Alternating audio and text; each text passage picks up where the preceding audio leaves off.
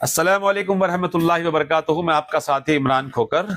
पिछले 2 दिन से कई लंबी न्यूज वायरल हो रही है कि इंदौर के अंदर कपड़ा बाजार के अंदर जितने भी मुस्लिम सेल्समैन हैं उनको वहां के एक लोकल नेता एकलव्य गौड़ ने हटाने के लिए 1 महीने का अल्टीमेट वहां के व्यापारियों को दिया है। वो समझाइश दिए, धमकाए आए हैं व्यापारी ने।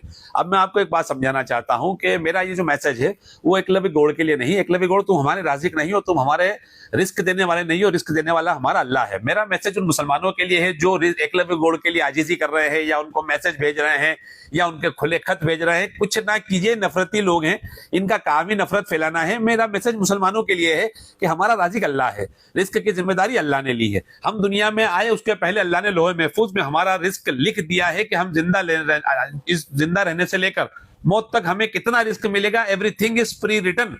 तो आप सबसे पहले तो ये दिमाग में रखिए कि रिस्क अल्लाह देता है। रिस्क ना तो नौकरी देती है, ना रिस्क दुकान देती है, ना रिस्क खेत देता है, ना कोई व्यक्ति रिस्क देता है, ना कोई कंपनी रिस्क देती है। रिस्क का मालिक सिर्फ और सिर्फ अल्लाह है। हमारा अल्लाह राज़िक है।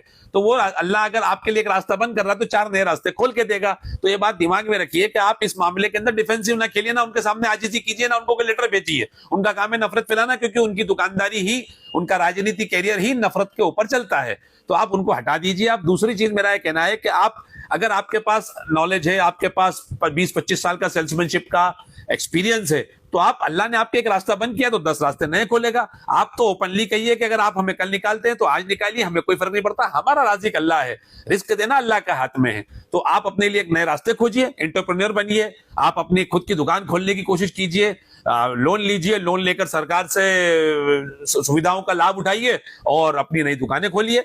तो ये एक वेकअप कॉल है। ये एक वेकअप कॉल है उन मुसलमानों के लिए जिनको लग रहा है कि हम बड़ी ही बेहतरीन तरीके से इस औरा के अंदर जी रहे हैं। लेकिन उनको ये समझाने की कोशिश कीजिए कि नफरती चिंटू चारों तरफ फैल चुके हैं।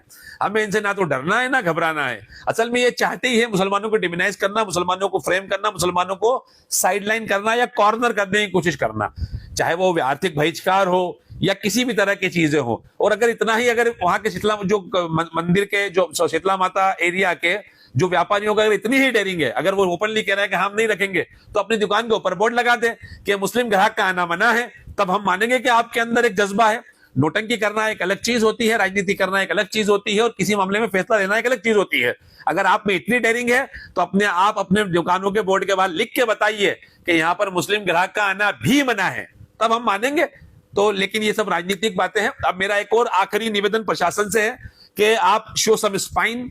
ऐसे लोग जो हमारे 2 समुदायों के बीच के अंदर नफरत बढ़ाने की कोशिश कर रहे हैं, इनके खिलाफ सख्त कार्रवाई कीजिए ताकि अगली बार इस तरह की कोई घटना सामने ना आए और हमारे प्रदेश का माहौल